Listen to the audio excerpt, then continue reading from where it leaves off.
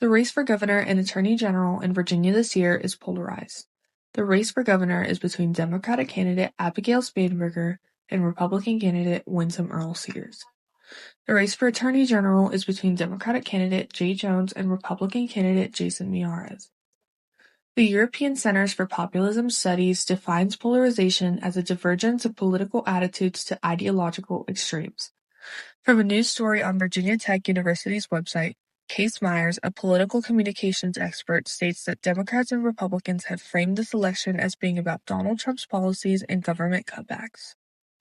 Myers states, quote, Democrats want this election to be a referendum on President Trump, and Republicans want this to be a referendum of far-left progressive politics, especially centering on education and parental rights, end quote.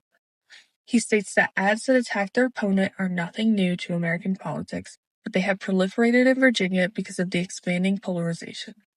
Ben Erickson, a communications professor at Bridgewater College that teaches political communications, says that Spanberger's campaign ads are focusing on the Trump administration and Earl Sears focuses more on Democratic policies and backlash.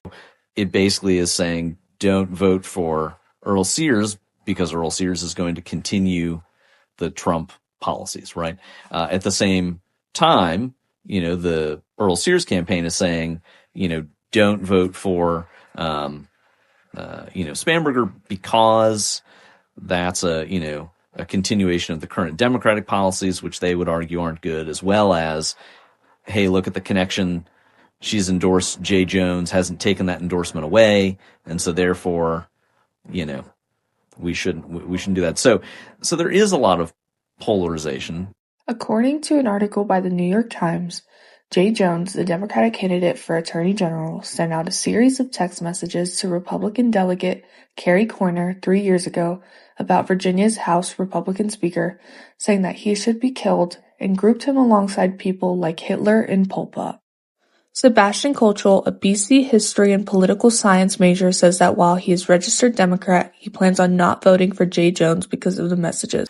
What Jay Jones said about comparing that person to Pol Pot and to Hitler, as a person who studies and loves history, I cannot condone that in any way. Kolchel believes that some people will vote split ticket because of the scandal, but because of polarization, that policy decisions between the two will be compared more. I think it will sway some, but party loyalty, especially because of polarization, is so deep in this country that I imagine many people will sort of go for a lesser of two evils style and compare more so the policy decisions of Miyares and Jones rather than what they've done in the past. Erickson says that what Miyares has to hope for is for voters to cross party lines and vote split ticket or not vote at all.